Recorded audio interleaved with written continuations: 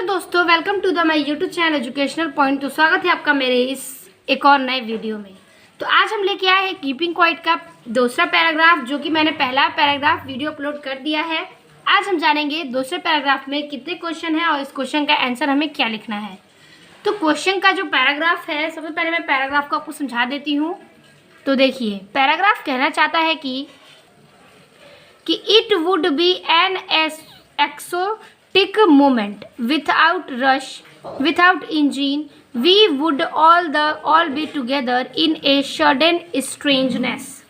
कह रहा है कि it would be an exotic moment without rush, rush के बिना और इंजन के बिना, ठीक है, विदाउट इंजन और रश के बिना यह एक अनोखा क्षण है।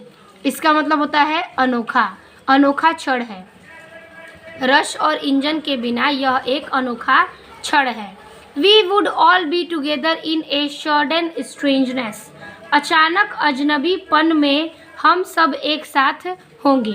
अचानक से ही हम अजनबीपन में होंगे और हम सब एक साथ होंगे। तो इसी पैराग्राफ से हमारे 3 क्वेश्चंस हैं। तो चलिए क्वेश्चंस को टारगेट करते हैं। पहला क्वेश्चन है हमारा व्हाट वुड बी।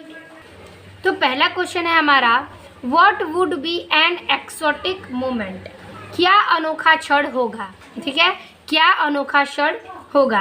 तो आंसर है counting to 12 keeping all still would be an exotic moment. 12 तक गिनना और स्थिर रहना एक अनोखा क्षण होगा।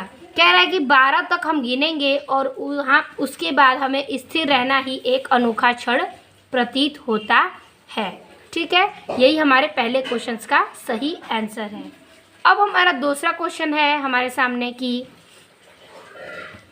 What would be the speciality of that exotic moment, क्या खासियत होगी उस विदेशी पल की। कह रहा है कि क्या खासियत होगी उस अनोखे या विदेशी पल की। तो इसका आंसर चलिए देखते हैं। इसका आंसर है the speciality of that exotic moment would be without rush, without engine. कह रहा है कि द स्पेशलिटी मतलब क्या खासियत है ऑफ दैट एक्सोटिक मोमेंट, उस विदेशी पल की क्या खासियत होगी without rush and without engine, बिना किसी रश और बिना किसी इंजन के उस पल की क्या खासियत होगी। आगे देखते हैं।